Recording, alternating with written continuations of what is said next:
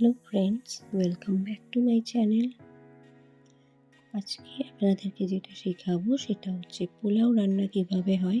তার জন্য গোবিন্দভোগ চাল এনে সেটাকে ভালোভাবে ধুয়ে এরকম একটা থালার মধ্যে ছড়িয়ে দিতে হবে। দিয়ে 10 থেকে 15 মিনিট রাখতে হবে। তো তারপরে হচ্ছে তার সাথে ঘি এবং হলুদ গুঁড়ো ভালোভাবে মিশিয়ে নিতে হবে। নিলে হলুদ কালারটা চলে আসবে, এই যে দেখুন। এবং অন্য পাত্রে কাজু এবং কিশমিশ ভিজিয়ে রাখতে হবে। তারপরে চালের মধ্যে আদা বাটা ভালোভাবে মিশিয়ে নিতে হবে। নেওয়ার পরে অন্যদিকে কড়াইতে ঘি দিয়ে দিতে হবে।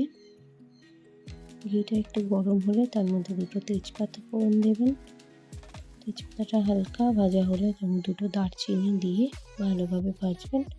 আর তারপরে কাজু দিয়ে কাজুটা হালকা ভাজা হলে তার মধ্যে কিশমিশ দিয়ে দেবেন। কিশমিশ বেশি রান্না করতে হয় না, হালকা নেড়ে তার মধ্যে মিশিয়ে রাখা চালটা দিয়ে দিতে হবে।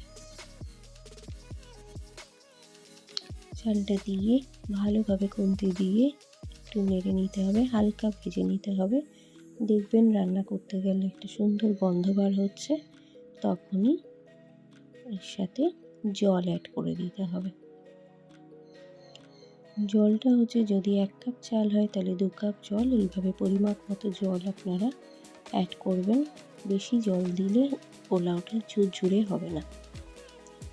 জল দিয়ে ভালোভাবে নেড়ে তার সাথে স্বাদ মতো নুন মেশাতে হবে।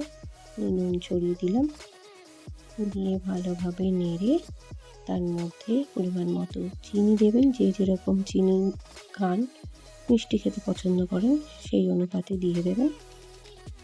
দিয়ে ভালোভাবে নেড়ে এখানে চাপা দিয়ে দিতে হবে।